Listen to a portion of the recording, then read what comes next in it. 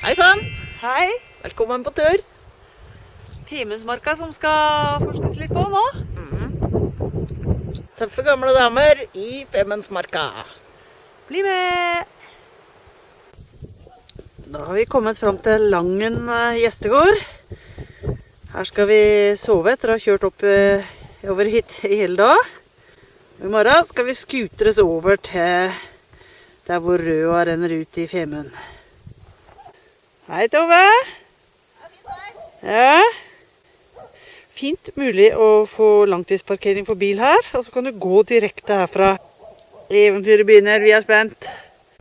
Da er vi klar til skutertransport. Sånn gjør gamle damer på tur. De gjør ting litt enklere, og så har de utgangspunkt i å få med seg veldig mye av det bra villmarken. Spent, Kaja? Ja, jeg er spent. Jeg tror det blir bra. Ja.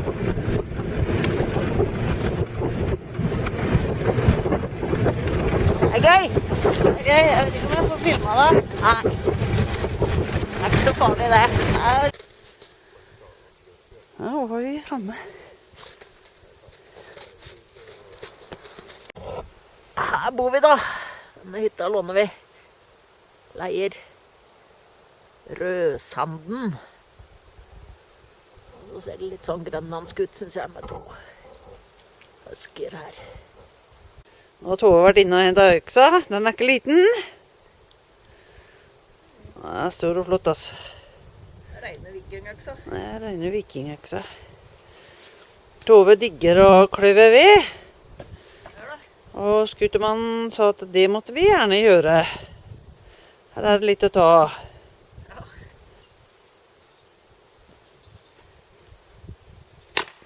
Oi! Sånn skal det gjøres. I dag er vi på mimretur. Bortover mot Rødosbua.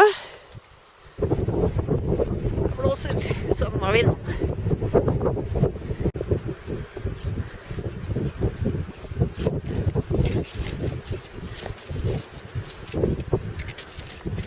Er du på Femund?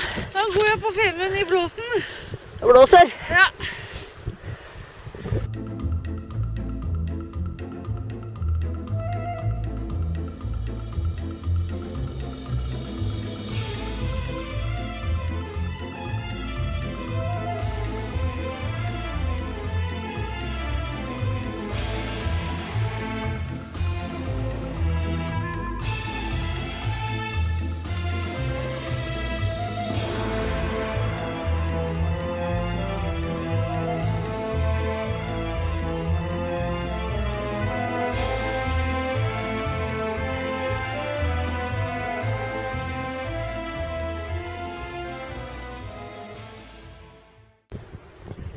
Fint sted å søke ly. Varme.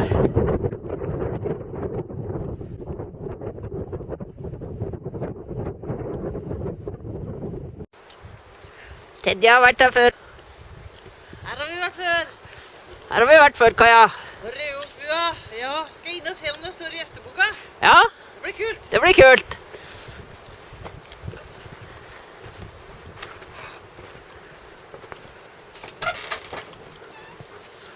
Det er en mye brukt åpen køye det her da.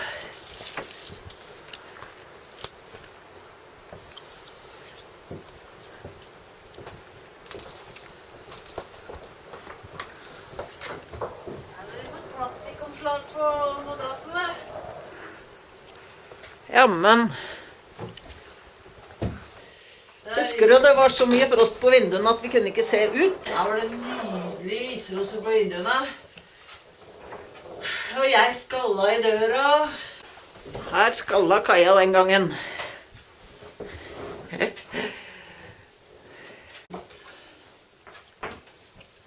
9. til 11. februar 2011 var vi her. Her ligger det gjestebøker fra fordums tid, og vi fant noen av våre kråketer. Det var litt gøy. Det var gøy. Det var litt gøy. Da fikk vi 8 grader her i løpet av et par døgn som vi var her. Ja, da var det 30 på utsida da. Da var det minus 30 på utsida. Du har gode minner til det, Tove? Ja, kjempe. Da var vi skikkelig i villmarka, følte vi. Det var første gang vi var her, ikke sant? Det var første gang vi var her, da kom vi hit, men da gikk vi jo fra Sindevika, så da Ja, hadde vi gikk vært over veldig isen. flinke. Og var ikke så erfarne Nei, som vi er nå. så nå er vi litt erfarne. Ja, vi er litt mer. Vi har jo fått erfaring på 6 år. Ja, vi har det. Man lærer mye på 6 år. Det var mimregøy. Her var det skikkelig mimregøy, altså. Ja. Ja, jeg skal vise dere noen fine bilder fra i året for 6 år siden. Ja, noen fine bilder fra da vi var her, Ja, ja. vi har noen fine bilder nå fra det å virkelig litt av en tur. Ja, Da var dette utmark, og det er det ennå. det er det ennå. Og bare nå har vi hoppet inn her. Japp.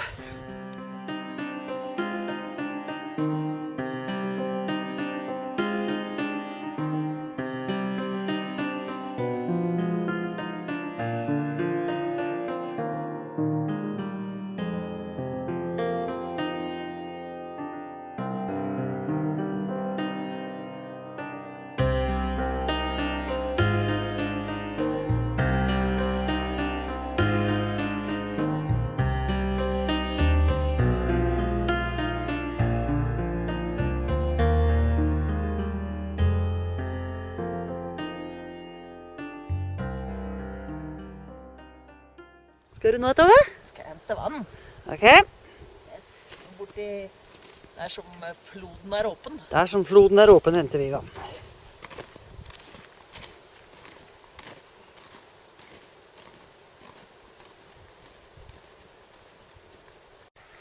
Her er floden åpen.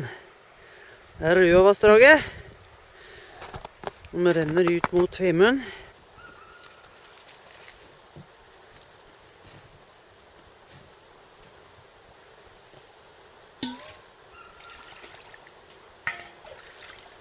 Rent og fint og godt vann.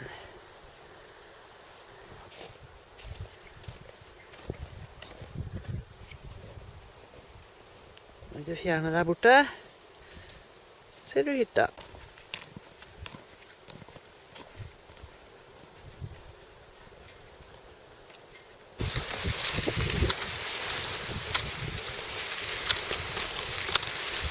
Her vandrer vi innover fra Rødsanden mot Rødvollen. Så nå har vi gått turen opp til Rødvollen. Hæ? Jeg har sett så mye spor etter pusen. Masse skaupespor og masse elgspor. Her er ett av byggene på Rødvollen. Like foran så er det dyrespor her også. Det er et lite dyr da.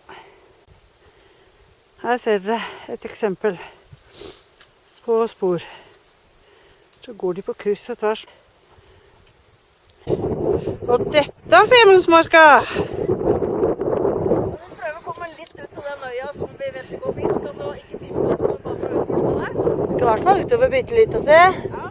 Og så sette oss et sted og spise niste og kose oss. Roaskoja, den ligger ikke langt herfra. Den ligger liksom ut oppi tida.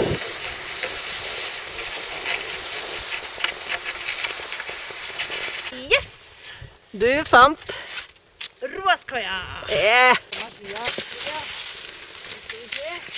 Vi ser litt nærmere på den. En drøm har gått i oppfyllelse. Her er det kjørt ut ved. En berømt liten utedo på andre siden av koia har jeg hørt lett på nett.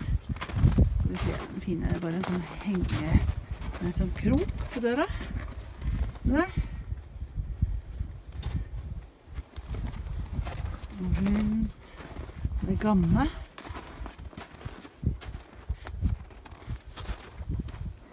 Stilig.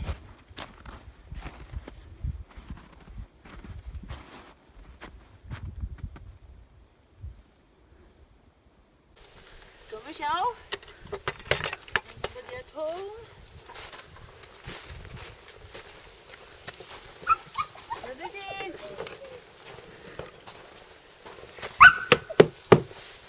Brannslukningsapparat da. Der smalt døra igjen. Du må jo få komme inn. Ja. Se her, vet du. Her er det vedfyring og Tøff koie. drosser og Fin liten ovn der. Nå er vi inne i Roaskoia. Ja, det var deilig å komme seg litt vekk fra vinden nå. Så tar vi oss en skikkelig rast etter Vi er ikke råd. det vi har gjort i dag. Dette blir bra. Jeg tror det. Hva ser du? Dette er interiøret i Roaskoia. Sitter Kaja og spiser nista si. Det var godt med pause nå, altså. Innomhus. Roastkoia. Teddy har funnet seg en plass på benken. Jeg tror det fyrer i ovnen nå. Ja, jeg hører det. Vi har kaffe, kakao. Skal vi se. Jeg hører ikke. Deilig, det ryker. Gjestebok, det er tingen. Gode minner. Samlet mellom to permer. Hilsen. Kaja. Teddia og Kia. En koie til i samlinga vår. Der sitter Kaja. Her har vi utedoen til Roaskoia. Liten sak. Ja da. Og dette er altså Femundsmarkas landskap. Karakteristisk masse store steiner. Vi har klart å bevege oss ganske fint passe langt i dag. Fordi det er en god del oppkjørte skuterspor, og her har det vært hundesler også. Ser du de fine fjellene i bakgrunnen? Ser du forgrunnen da? Ja, fargrunnen er fin den da.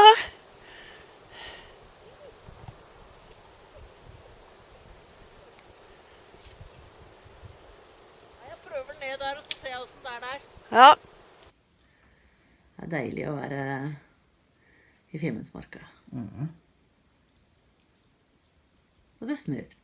Det gjør det. Det trengs. Ja, for det var hardt før i dag. Det var det. Nå minker det på kaffen, Kaja. Da går det på stumpene løs, på forsyningene. Ja, har vi vært her lenge, så nå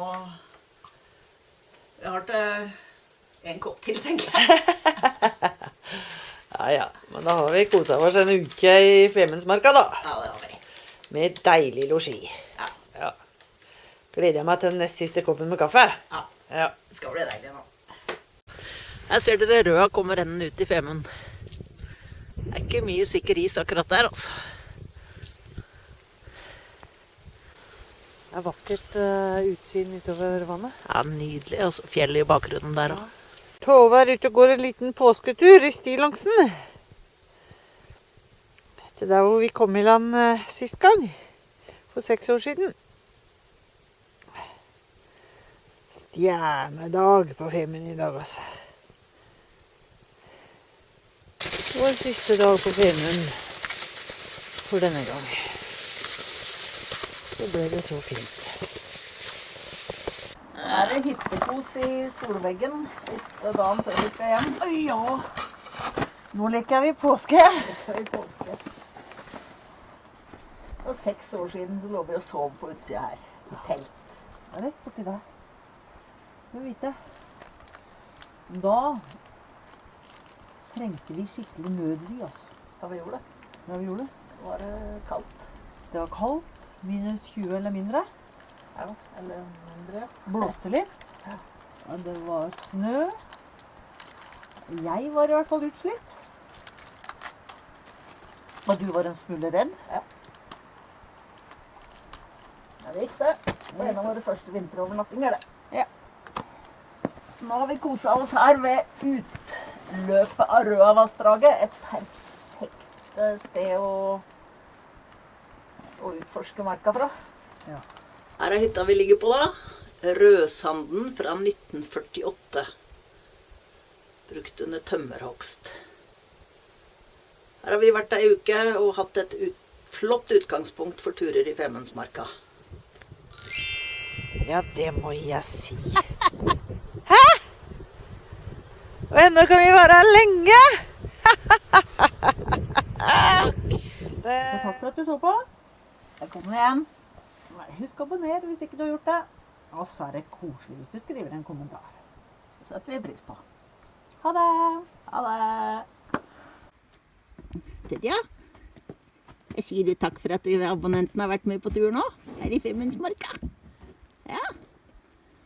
Og lille Kiro der borte, han har koset seg i marka han. For her er det så mye dyr, og så mye spor å følge.